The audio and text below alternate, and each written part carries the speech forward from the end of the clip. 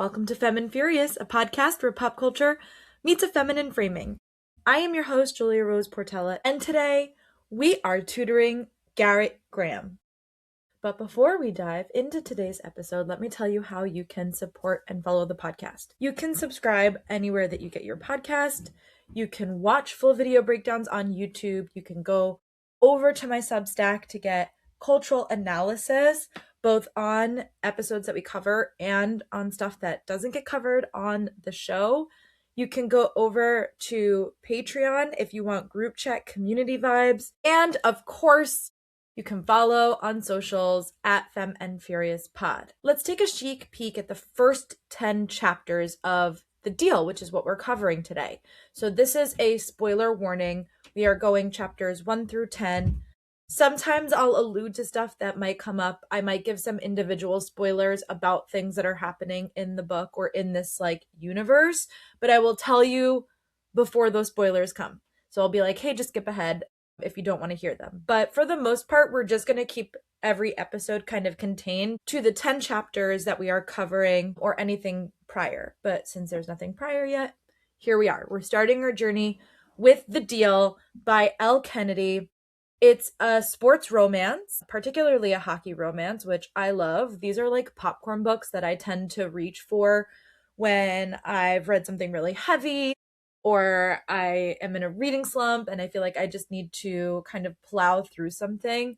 These books always seem to have like a really good hook for me. And I will say that Elle Kennedy's books have gotten better each iteration, in my opinion. So she's now on her third iteration of this where she's doing a next generation. So she released a book this year that's actually about Garrett's son. So I don't know, just something for you to think about. This is an expanded universe with multiple different iterations of these characters over the course of these different iterations. So the first one is the off-campus series.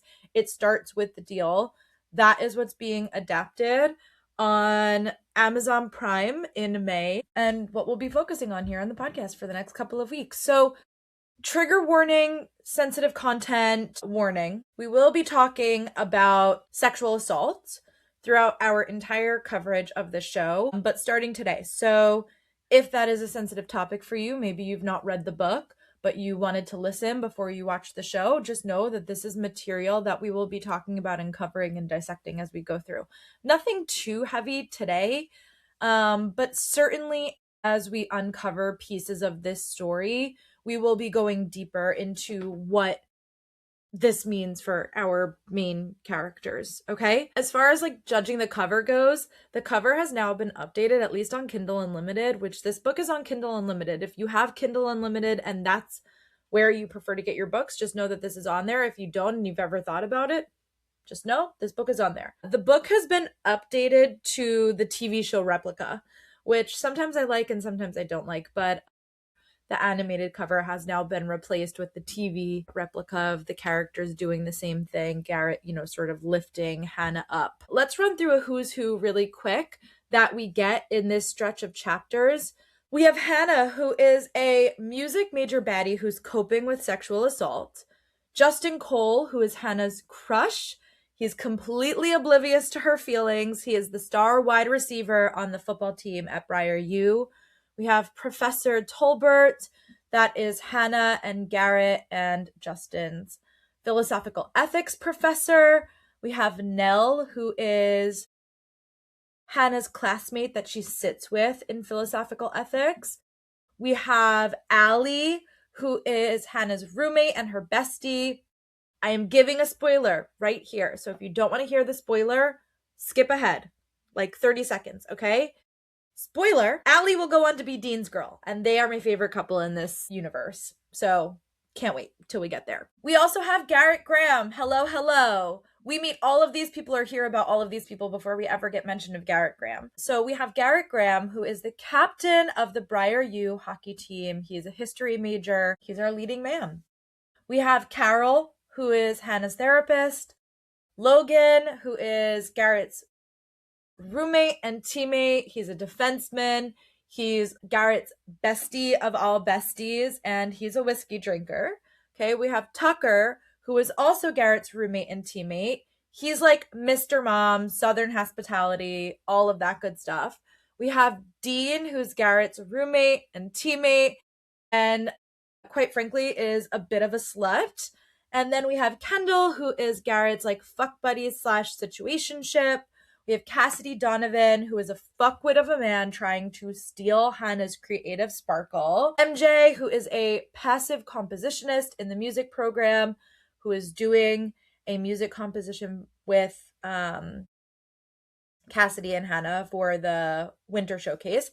And then last but not least, we have Phil, who is Garrett's famous hockey dad. This is going to be a quickie episode. So what do I mean by quickie? If you're new here, great. There is no femme frame. We will just be kind of covering the feminist themes as we go through. But I will say in our quickies, we have feminist footnotes. So things that I may deep dive later, particularly over on the Substack. So if you're interested in like femme frame type of material, then I would implore you to check it out, because I'll probably dive deeper into our feminist footnote topics over there, one of them at least. Because these aren't super meaty, because they are kind of popcorny books, I don't mean that disrespectfully. I love romance books.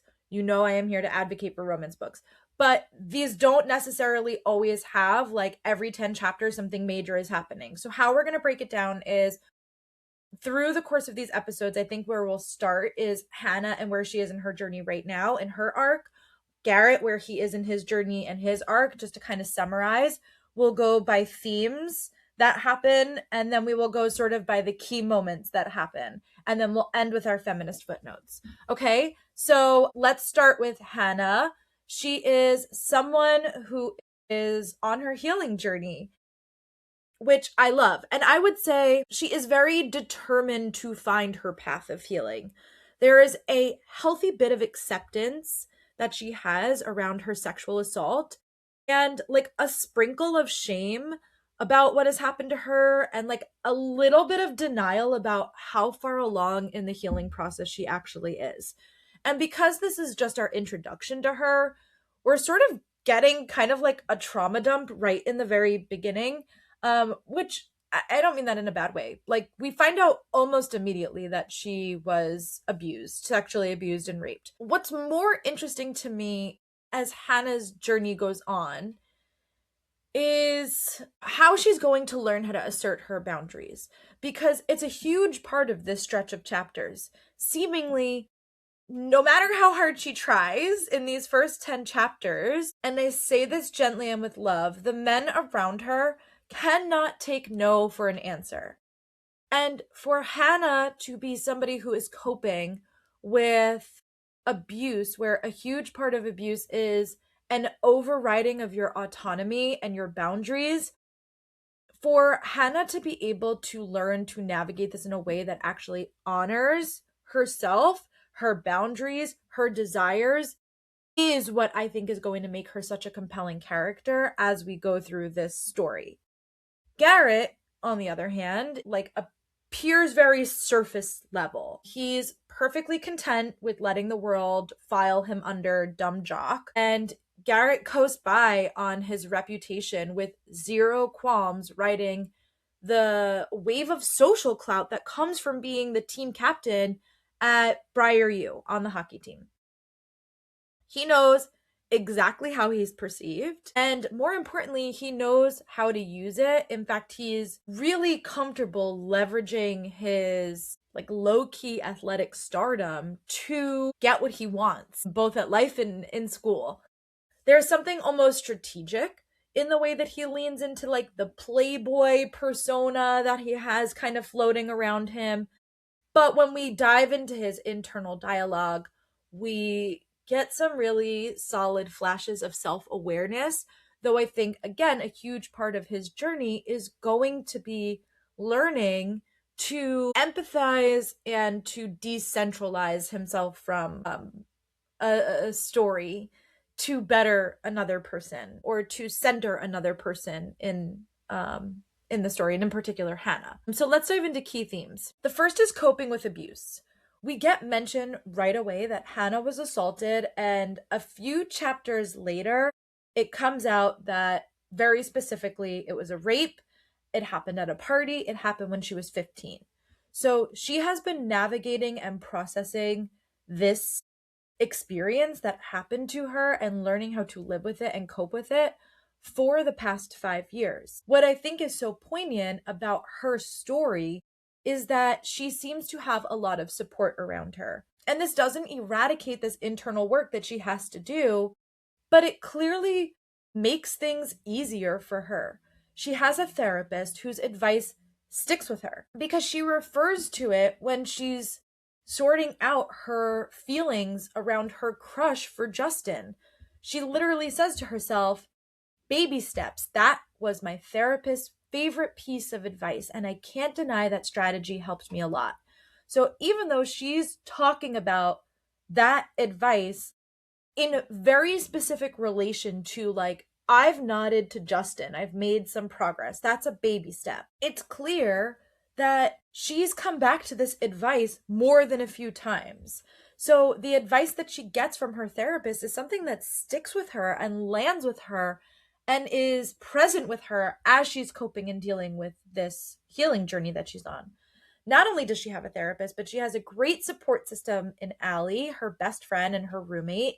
Allie encourages Hannah to step outside of her comfort zone, but she remains steadfast with her, refusing to leave her side when they go to a party and remaining sober alongside Hannah, merely to ensure that Hannah feels safe and comfortable when she's in an environment that she has experienced a major trauma in. So this to me is such a testament to sisterhood, to what good friendship can do. You know, if Allie was somebody who was going to ditch Hannah the second they got to a party and start drinking, Hannah would never go. Hannah would never be doing these things. So the fact that Allie doesn't judge her, doesn't tell her to, just have a drink, she doesn't peer pressure her. She just kind of says, like, I'll be sober, you be sober. We're going to go to a party, we're going to dance, we're going to have fun. And, like, that's what it's going to be. And whenever you're ready to go, like, you text me. If I'm leaving you at all you have to do is text me and we're out of here, babe.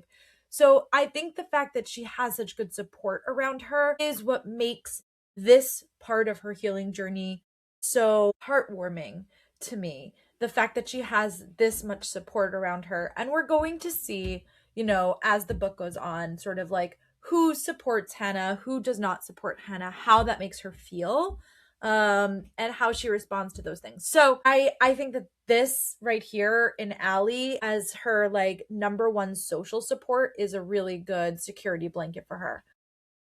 All right, another theme, the audacity of men TM. If there is one thing about men across this stretch of chapters, it is that they are chock full of audacity.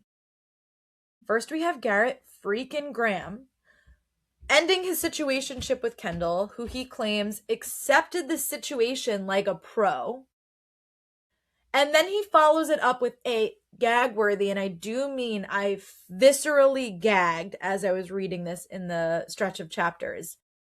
If only all women were as agreeable as her. Yup, totally a jab at Hannah there. There is a super misogynistic take that he is saying in that phrase, that if a man is asking for something, i.e. him, Garrett, a woman should endeavor to say yes and make it possible for him. So when he asks Hannah to tutor him and she says no multiple times, instead of respecting her boundaries, respecting her time, or even simply just respecting her answer, he implies that she's being difficult for not complying with his desires and his needs. It's these kind of lines that suggest just how centralized men are in the patriarchy, and how someone like Garrett, who is used to benefiting from that system, and even more so because he is highly centered in, like, laser clear focus because of his athletic ability, he cannot decenter himself for a single moment to listen to the woman in front of him and to honor the woman in front of him. And then, because we are in an Audacity of Men TM section, then we have Cassidy, who wants to completely override Hannah and MJ's creative input, when meanwhile, this project that they're doing together for the Winter Showcase is not just to spotlight him, it's to spotlight him, Hannah, and MJ, who is the compositionist and creator of this song. So as a man, he is completely overriding both of their creative input, even though it should really be a three-way decision about anything that they're doing in the show, anything that they're doing in this piece. He is the definition of the fragility of the male ego. He makes a very snide remark to Hannah about having a job, which I couldn't believe. I don't know, again, like the audacity of men, like, I'm sorry, so people are not allowed to work while they're in college? And Hannah points out, like, hey, I'm available on the weekends. I can practice with you all weekend, but you said that you want your weekends to be free. So refusing to be available when Hannah is available, but sort of harassing her for doing a very normal thing, which is to have a job in college. It's like proof that men TM just simply exist in a bubble of their own audacity. Coming back to Garrett, do you want to know what's worse than a dick pic? A chest pic. Garrett has such a high opinion of himself and is so used to women fawning all over him that this seems like a normal thing to do, when in fact, just like a dick pic, this is very unwelcome for most women, and including Hannah, even though she does kind of, ogle over it because she is attracted to him. Garrett actually spends so much time trying to manipulate Hannah into tutoring him that I literally wrote in my notes, if Garrett spent this much energy studying, he would just pass. And then 3 pages later, Hannah backed me the fuck up by saying, if you take all the effort you're using to harass me and channel it into your studies, you'd get an A+++ on that midterm. I know Garrett is our leading man, and I recognize that he is a 20-year-old college student athlete, but I find him insufferable. I do not find anything likable about him in this stretch of chapters. Of course, he is going to have some redeeming moments and qualities as the book goes on, because, spoiler alert, they fall in love. This is a romance. But this self-centered douche canoe is so hard for me to rally behind, especially in the first chunk of this book. Garrett completely disrespects Hannah and her interest, by the way, by calling the Winter Showcase the Christmas recital, and then when she corrects him, he literally waves his hand and dismisses her and is like, isn't that what I said? Meanwhile, could you imagine if she was like, you have an ice skating show after school today? Oh, okay. Could you imagine if she said something like that to him? He would be like, you mean a game? It's the most obvious thing in the world, duh. So this idea of like, everyone should know about him and his hobbies, and everyone knows who he is, but like, to have to go out of his way to be considerate about her and the things that she cares about is a stretch for him. Later, then, he proceeds to go through her phone, not once but twice, insults her taste in music. Don't worry, 1D fans, I will be coming back to this. I have a whole little section for it in our Feminist Footnotes.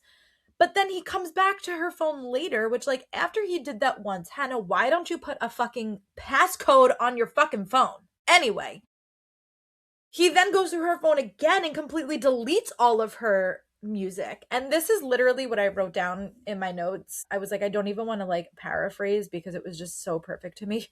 I was like, I don't care if it's a joke or not. If someone deleted all the music off of my phone, especially a band that I like, I would be spurred into a murderous rage. Considering that rape is a complete overriding of your autonomy, I am appalled at how much she continues to let Garrett and Cassidy override or undermine her to such a capacity. If Garrett had deleted the music off of my phone, I would literally deliberately sabotage him to fail the fucking midterm. And that's because my middle name is Petty Crocker.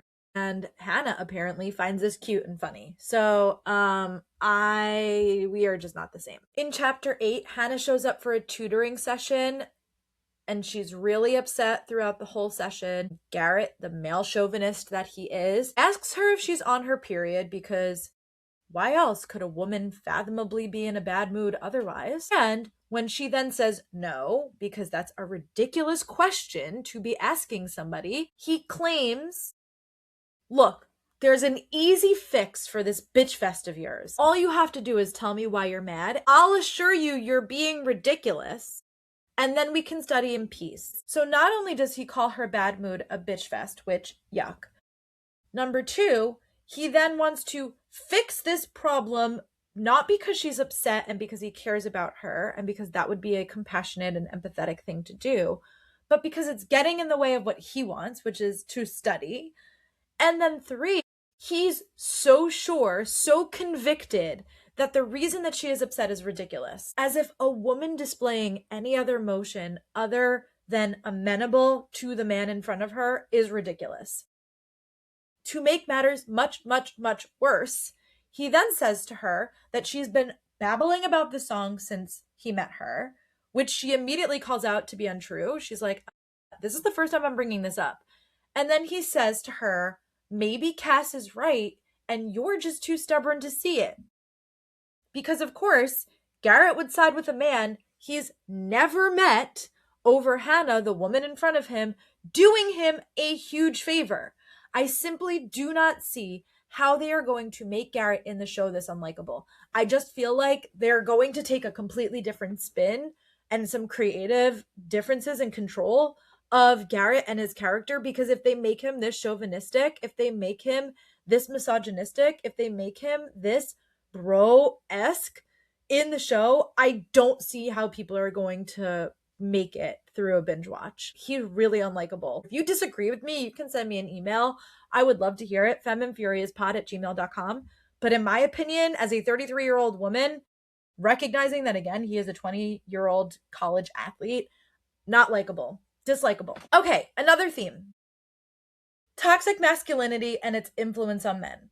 So in chapter 6, Garrett says, I hate my father. No, I despise him. The irony is the bastard thinks everything I've done has been for him. The intense training, the full body bruises, killing myself 20 hours a week in order to better my game. He's arrogant enough to believe that I put in all that effort for him. But he's wrong. I do it for me. And to a lesser extent, I do it to beat him, to be better than him. This is coming off of his coach saying, maintain your average or I'll shove my foot so far up your ass you'll be able to taste my shoe polish in your mouth for years to come. These are 2 men who are supposed to be incredibly influential on Garrett, and of course they are, but just not in a way that's positive or supportive at all. You have one that is making inappropriate threats and considering the fact that, unlike other schools who might be lenient with their college athletes, the fact that Breyer is not tells you what you need to know about what another adult or what another person of authority in the school would feel about the coach saying something like this. And the other, his father, causes such a sense of vitriol inside of Garrett that he is so driven by his hatred and his desire to be better than his father.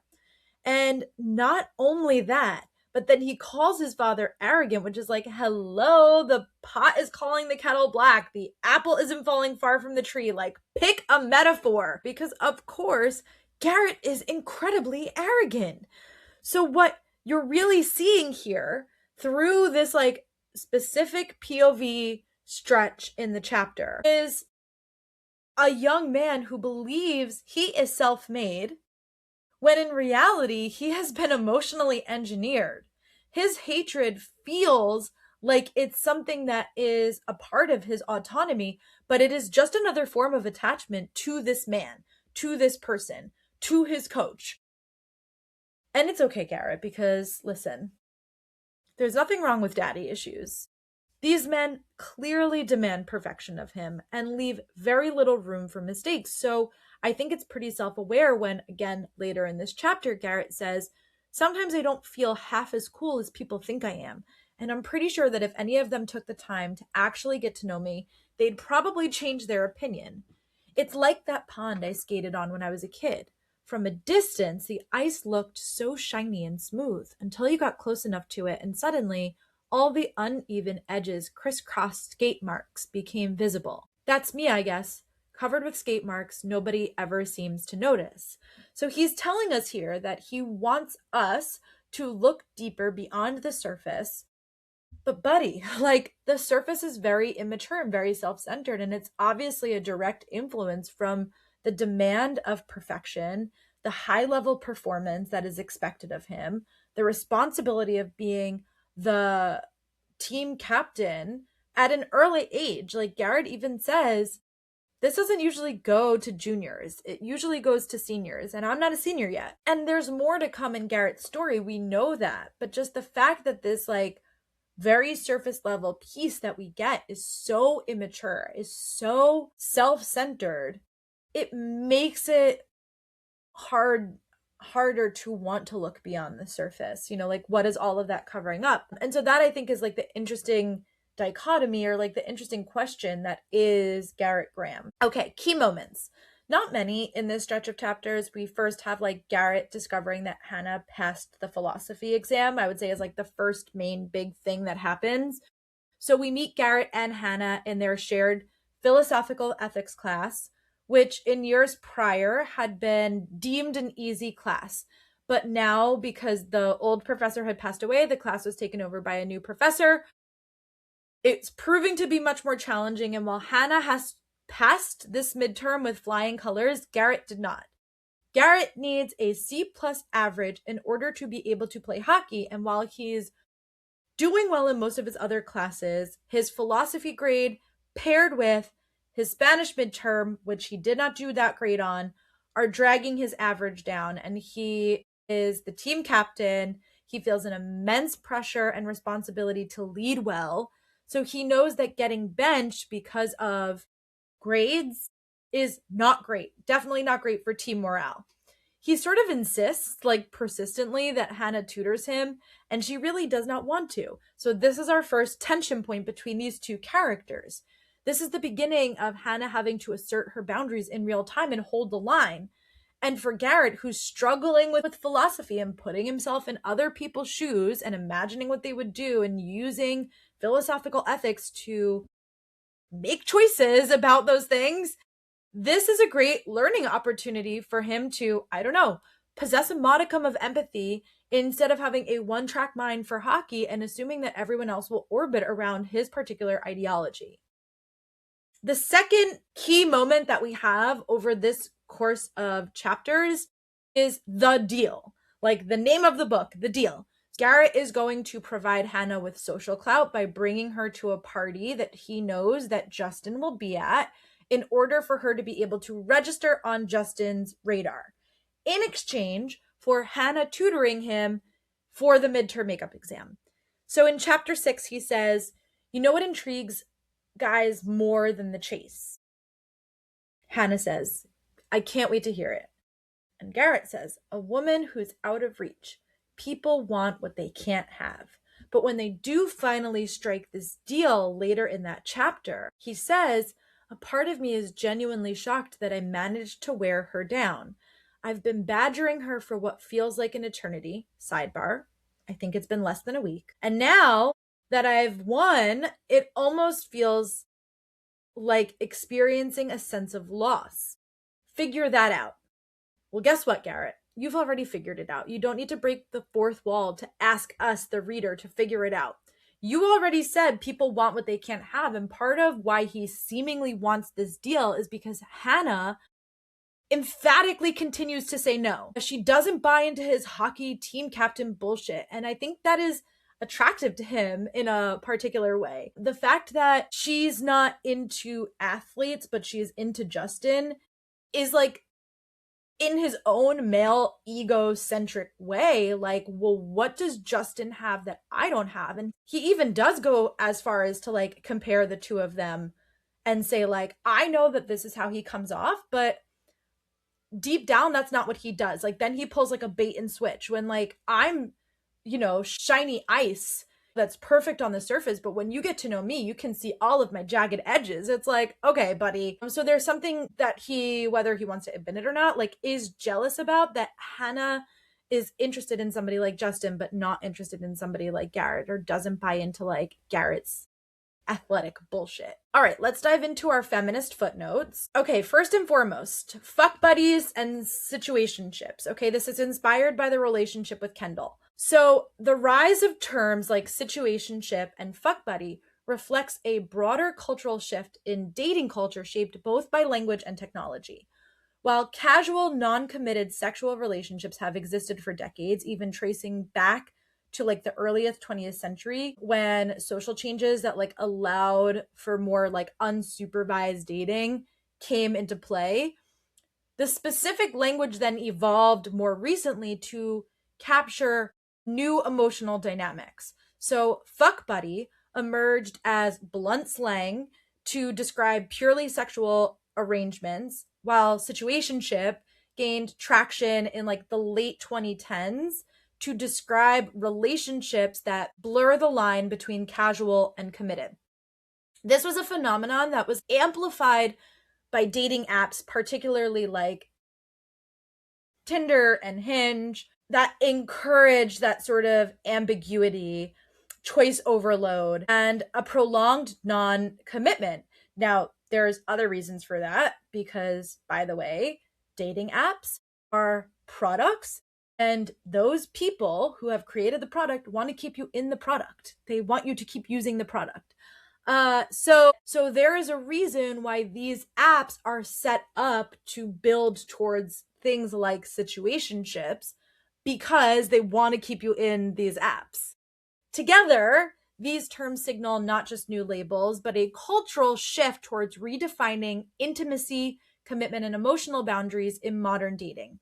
Situationships and fuck buddy dynamics have reshaped women's dating in particular, and in complex ways. While these arrangements can offer freedom, flexibility, and space for self-exploration, research suggests that they often reinforce existing gender inequalities, including disparities in sexual satisfaction and reciprocity, particularly for women. Okay? Like, women can't come. At the same time, the lack of clarity and commitment in these dynamics can contribute to anxiety, lower self-esteem, and pressure to repress emotional needs, all of which are intensified by app-based dating culture that can encourage objectification and inconsistent validation. Okay, also, in this stretch of chapters, I'm sorry, I don't know where they put it, but at some point they referred to like a muscle tank top as a wife beater. So I looked that up. The term wife beater, which is just synonymous with a muscle tee or like a white sleeveless undershirt, originated after a widely publicized 1947 Detroit murder case. During that murder case, the media coverage linked that particular garment, a white muscle tank, to domestic violence. So that's how the name came about. The association was then reinforced by mid-century pop culture, especially portrayals of aggressive masculinity in film and media, specifically like A Streetcar Named Desire. And that portrayal in the media then normalized violence against women through a commonplace everyday item. It sort of solidified it as this thing. There has been like a reclamation of this thing. I haven't heard anybody call it a wife beater in a really long time. I feel like masked lesbians sort of reclaimed the muscle tank, but that could just be the queer eye for a not straight guy, okay? I'm not sure. So let's also talk about One Direction, okay? Because One Direction is actually considered to the level of a second coming of Beatlemania. When we're talking about crowd size, women fainting, etc., like they did studies on this and they found that it was similar to Beatlemania. When you talk about the Beatles, particularly somebody like Garrett, who's obsessed with Lynyrd Skynyrd, right? Because what dude isn't obsessed with Freebird, right? When you take something like One Direction and you look at the social and cultural phenomenon that they invoked, there is simply no way to deny their stardom. And for Garrett to say that as a music major, this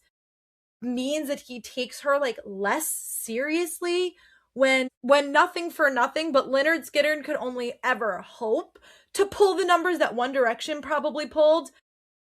Do you think that when the Beatles were unfolding, people thought this was classic rock or classic music that we would come back and listen to? No, I'm sure that misogynists and chauvinists during that period of time were like, look at all these women rushing the stage and fainting. Like, they're so hysterical over these like pretty little boys.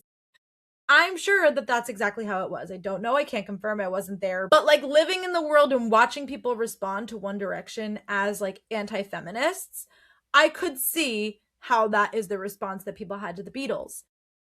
Just because something is popular doesn't mean that it should be discredited as something that is good or something that is worthy. Not only did One Direction change the face of what boy bands are, because they are not synchronized dancing, they are not in matching outfits, they are silly teenage boys. We're talking about even years later. The band has been broken up for a while now. Even years later, these artists have been able to maintain individual artistic endeavors and careers, all of them different. Like Harry has stayed in music, but all of these people have done different stuff. They've touched on music at some point or another. I don't think any is maybe as seriously as Harry has over the course of the past couple of years since they've been solo. They have all been able to maintain a level of fame that just like would not be if the music wasn't something that people enjoyed, or that these people weren't a huge part of our coming of age story for many of us. And so I don't know. I think there's some like really beautiful things that One Direction has done, particularly, sorry, like when Zayn left, but like I love One Direction. I think like what they did socially and culturally just like cannot be denied. And I think that if you're looking at it simply from that perspective, you're going to have a much better time understanding why they should be considered real music, because nobody is spending thousands and thousands and thousands and thousands of dollars to go to all these concerts or pay for these tours if these boys were not a hit and there wasn't something magical about it. Also, as a feminist footnote, let me just say that at one point she's like, Garrett Graham is all man. And I literally wrote Lesai because ew, I hate when, first of all, he's 20 years old. He's not all man, but okay, fine. But then in chapter 8, she's like, he's mastered the little boy look. And I was like, ew, like ew to him being all man and ew to him looking like a little boy. Just like ew. Just look like 20. I don't know. And that's it. That's our episode for today. That's our little quickie. Thank you for listening to this week's episode of Femme and Furious. If you liked this episode, please leave a review or share this episode with your friends. I will be back on Sunday. We are doing a exploration of some kind of the first 3 episodes of Margot's Got Money Troubles. So come back on Sunday for that. That will be a fully loaded bonus episode. And then I'll be back on Tuesday with Euphoria Season 3 Episode 2, Slay by Slay. And then back next Friday with chapters 11 through 20 of The Deal. Okay? So until then, thanks for the ride, Garrett.